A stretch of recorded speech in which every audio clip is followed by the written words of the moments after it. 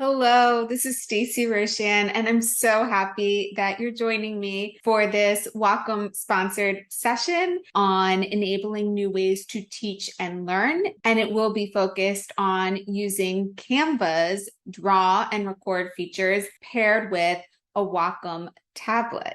If you don't know me, again, my name is Stacey Roshan. I am an educator, a speaker, and author of Tech with Heart, which centers on leveraging technology to empower student voice, ease anxiety, and create compassionate classrooms. If you are on Twitter, I'd love to connect with you there. I'm at BuddyXO. I also have a website, techiemusings.com, where I post a lot of free resources, so you can find a lot of stuff there and connect with me if you're not on Twitter. I am going to start with a little bit of background just so you understand a little bit of my why. Then we'll talk about the different types of Wacom tablets that you might be interested. And then you will see a very live demo of how to do all of this with Canva. So I'll show you how the draw and record features work in Canva, how I use my Wacom tablet to be able to draw on my screen, create instructional videos, and also create live instruction in the classroom. So it will be a very hands-on walkthrough.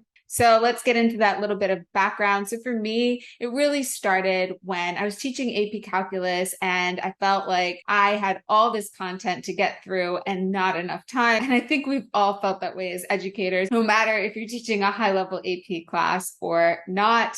So my solution was to offload that very teacher-directed portion of class to videos so that I could free up class time for us to talk, for us to have conversations, for me to sit with my students one-on-one every day and listen in on their conversations instead of my content driving so much of class time. And it's been a really wonderful shift for me. And so that is something that I talk a lot about. I share a lot about my journey because it's been years and years of a journey to evolve into the flipped classroom and the really tech-enabled classroom that I've discovered. And so I just am going to share a little piece with you today of how to create some instructional content, whether that be video or just inking up a worksheet. And I think that is a wonderful step.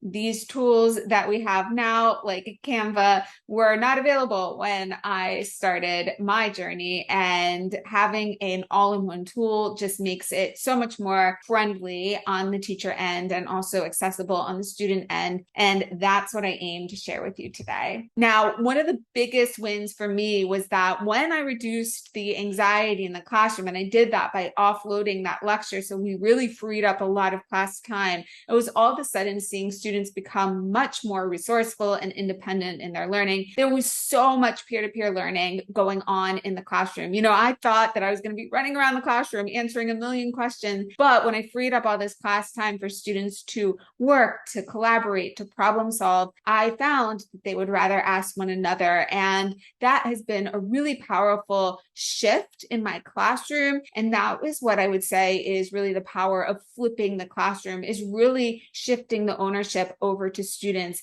but facilitating that learning, to be there to coach them along the way. And it is very personal. If you're interested in learning more about my flipped classroom, you can learn about it on my website or just go to YouTube and search my name, and I have it as the first video there. And it is all about my mentality behind my flipped classroom.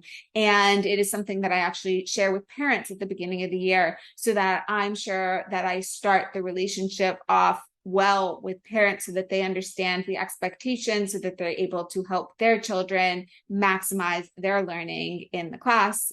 Relationships start from day one. And this is one of the ways that I model and let parents experience what their children are going to be experiencing throughout the year, but also explaining the why really well. Now, one of the things based on feedback over the years that I found from students is that they really prefer a style of video where I am writing and talking at the same time. So that over something that's like really polished and maybe I had written it all out ahead of time really neatly and then I just show it on the screen. No, they really prefer the style where I'm writing and I'm talking at the same time and giving them enough space and time and pause for them to take notes and write as I'm talking in the video. And that is the style of video that I'm going to showcase to you. The Wacom tablets really enable me to ink with ease on any type of presentation that I'm giving. And I'm going to use my tool of choice today is going to be Canva to be able to do all of that. So like I said before, this would have been a dream for me when I started my flipped classroom journey, because Canva allows you to take a PDF or other presentation that you create right in Canva. You can then use the drawing tools right in Canva, all the different colors, pen thicknesses, all at your fingertips. And you can even record the video right there in Canva and share with just the click of a button. So to get started, the first thing that you'll want to do is you'll want to create an account in Canva, and you'll want to make sure that you sign up as an educator. As an educator, once you're verified, you get access to everything that's premium in Canva for free. So that includes premium images, more access to templates. And once you sign up as an educator, you can create a class so that your students can actually get onto and they can do all this creation. I'm not going to focus on the student creation end on this video, but that is something that you should definitely look into also. But first step, create a Canva account if you have not already, and make sure you are upgraded as an educator. It is free for all. Now, the next thing, of course, is to have the Wacom tablet so that you have the drawing ability. So I have a couple of different ones that I'm going to show today. So first of all, this one right here is the pen tablet style of Wacom tablet. And so you can see here, it is like a giant mouse pad. That's how it works. The pen just gives you pen precision to write. So it is like a mouse, whatever you can do with a mouse. If you can draw with your mouse currently in an application, then the Wacom tablet's going to give you the pen precision when you're writing. It's not going to magically put a pen on your screen. You need to pair it with an application like Canva that has a drawing tool built in, and then you have the pen precision of being able to write instead of, trying to scroll along with your mouse. If you've ever tried that before, it's not fun, especially me as a math teacher. I'm trying to write some of these calculus equations. No, I cannot do that with a mouse alone. So I need one of these, and then I've got the pen and I can just write. So this is a slate style, very easy to carry around. This one that I'm showing right here is the Wacom ideaU tablet. This is the small size right here, and it is Bluetooth enabled. There are two versions of it. If you want something portable to carry around the classroom, this one, the Bluetooth version of it, is definitely my recommendation there for its portability, easy to throw in your bag, carry it around if you have different classrooms. Now, there is also a larger size. So these are the two sizes of the Wacom ideaU tablet. This is the small size and this is the medium size.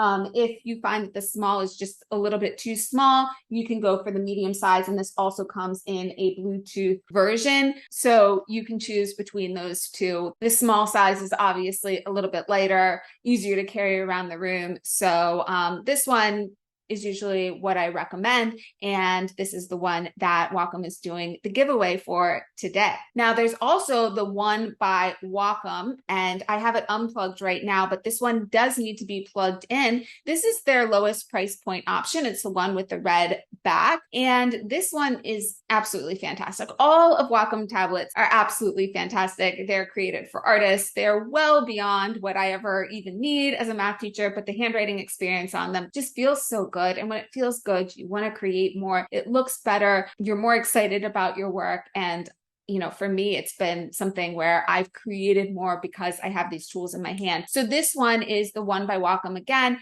if you're able to get like a class set of these, you're able to put it in a student hand. This is absolutely my recommendation for students because they don't need wireless. If I have a class set of these, and I do actually have a class set of Wacom tablets, I want the plugged in version. Bluetooth would be a lot for me to manage. And again, the price point on this is a little bit lower. So this is what I would recommend for students. Now, the Wacom One is the one that you see right there on the screen. That's a display style tablet. And that's what I'm actually going to be presenting with. I'm going to move over to that view in just a moment, but that is the one that I use to create all of my flipped classroom lessons. You do need to be plugged in for that one. You need to be plugged into the wall and you need to be plugged into your computer. So that's the one that when I'm sitting down, I'm writing with, and I love that it gives me another screen. If you need to teach virtually at any point, you have a second display, which you know is super key and really helpful. So those are the three options that I usually recommend to teachers. And again, I'm going to be presenting today from the Wacom One, just so you can really see how I interact with it, because I'm going to do an overhead demonstration and hopefully that will be helpful for you. So if you're looking at the copy of my slides, I have a classroom demo little video that's very short clip if you want to check that out later. But I'm going to move in to Canva. I'm going to move into an overhead shot of me actually creating, and we are going to really dig into all the nitty-gritty of how we do this. So let's move over there. Okay, so now it's time to get into the fun part. We're moving over to, I'm going to demo this on my Wacom One so that you can just see exactly what I'm pressing and doing on the display style tablet. We are going to jump over to Canva, and I'm going to be showing you an example where I am choosing actually a PDF to use as my base. And then I'm going to show you some tips for making the most of Canva's draw tools with the Wacom tablet. You can do this on any of the Wacom tablets. I am going to be doing it on the display style Wacom One tablet so that you can see exactly what I'm pressing and doing most easily. We are going to be using Canva's built-in video recorder to actually create an instructional style video, and I'll show you how you can share your lesson too. So let's go ahead over to Canva and let's create a new design. I'm going to import a file so that I can show you the really cool ability to upload a PDF. This worksheet that I'm choosing is actually from k5learning.com. And so I'm going to just go ahead and open it. Here we go. And what's really cool about importing a PDF in Canva is that it actually becomes editable text. So you can manipulate the PDFs that you pull in. You could adjust the instructions a little bit if you wanted to. You could adjust some of the examples. I'm going to go ahead and just leave this one as is, but I did want to share that functionality. Whenever you upload a PDF into Canva, it does give you that ability to adjust it to make it your own. And you can see it pulled in quite nicely. I do see on the second page here, though, that it put in an answer key, and I personally do not want that. So I'm going to go ahead and just delete that second page so that I just have the first page, and let me just adjust it way up so that it's bigger there. All right, so at this point, let's go ahead and look at these cool drawing tools. So I have the drawing you'll see already on my sidebar here. If you don't see it, go into more right here and you should see draw. It does say that draw is in beta, but I've been using draw for a while now and it works really, really well. So I feel safe to say that you should try it yourself. Once you have it in your sidebar, you click on it the first time, it will live there, and then you can just press draw to open it up. And now you can choose from a pen, a marker. The glow pen is a lot of fun. I'm not going to use it for this particular lesson, but yeah, that's a lot of fun. You can undo by pressing Command Z on your keyboard. I use that shortcut a lot. So let's go over. I like the marker tool, and I'm going to leave the transparency all the way up at 100%. And I think I'm going to make my size around 30. Yeah. That looks good. Undo. I think I'll use a green color for this one to kind of match the green that I see highlighted there. And then I'm going to just go ahead and resize this down a little bit so that we can see both things side by side. All right, so now I can draw anywhere on the canvas. I can point out certain things if I was doing this in the classroom, and maybe let's quickly change colors and say that, you know, I'm pointing things out and saying to students, we have one part here, we have two parts here, and in green, we've shaded one of those two parts. So changing back to green, we have one out of two, or one half of the drawing shaded. Now I might move their eyes over here and say, all right, let's do the same process. How many pieces do I have? I have 1, 2, 3, 4 equal pieces. How many of those pieces are shaded? 1 of them. So the denominator of my fraction is going to be 4. And how many of these equal pieces are shaded? 1 of them. So we have 1 out of the 4 shaded, and that is the fraction of the shape that's filled in. So you could use this for live instruction. I'm going to press the done key. Actually, I recommend that you probably press the done key after each of the drawings you've done, because that allows you to actually move that drawing as a block in case you ever need to move it or you ever need to resize it. That's more for when I want a whiteboard that I do a lot of that. You can press done at any point to kind of save the drawing that you've done, and you don't want to wait too long between drawings so that you don't potentially mess something up or lose something. Now, how do I combine the recording with the drawing tool?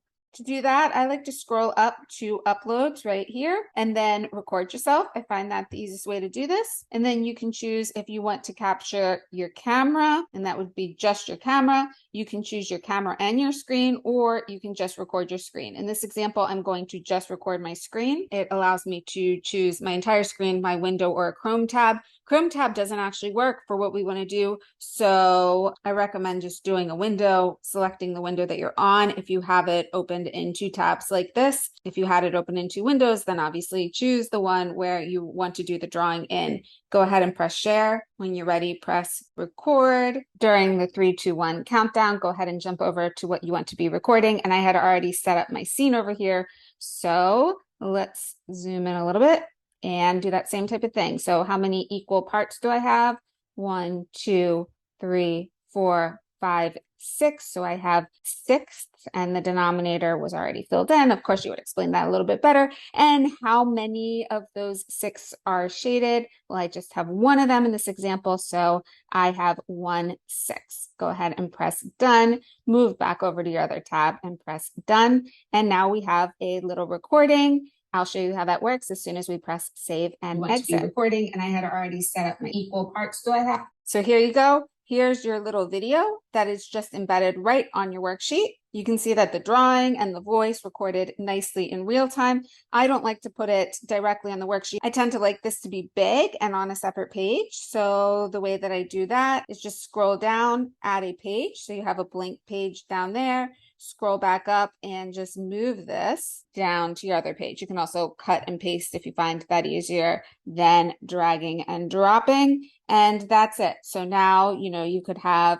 your page of the worksheet that students are filling out, and then you could have the second page where maybe you have some instructional video, or you could swap that out, put instructional video first. And when you share this with students, one thing is that when you press share, normally you just use the view only link and you copy that, and then you would share that link. So let me show you what happens when you do that. When you have the video, it makes just the video share out. So instead, what I do is go to share, and then I go down here to more, and I choose present, and then I just use standard and just press copy link.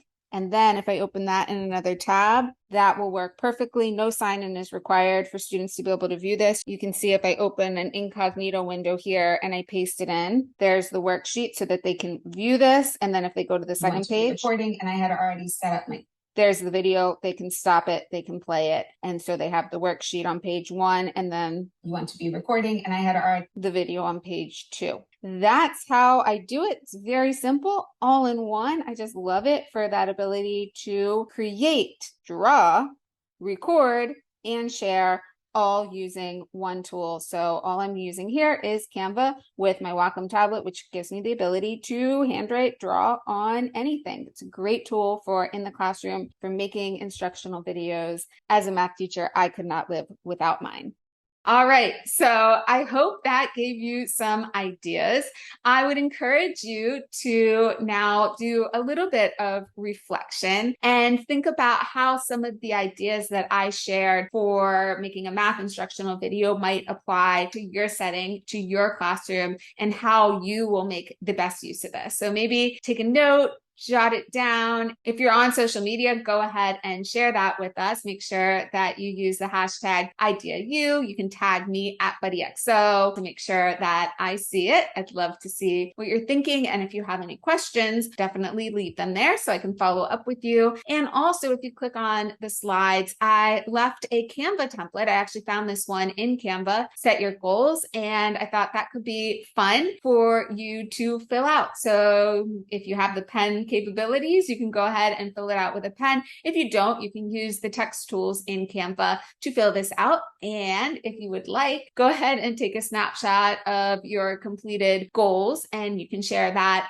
on social media. You could share that with me directly if you have any follow-up questions. I'm very honest when I say that I am available for follow-up help, because I know that these things take practice and sometimes questions come up, and I would like to be there to help you along so that you don't get frustrated in the process. And that's really it. A little shout out to an amazing artist, Michael Summers, who actually designed my book cover and also does incredible artwork. And I used his artwork to inspire some of these slides that you've seen in my presentation today. And then again, to close, please do feel free to reach out to me on Twitter or through my blog if you have any follow-up questions.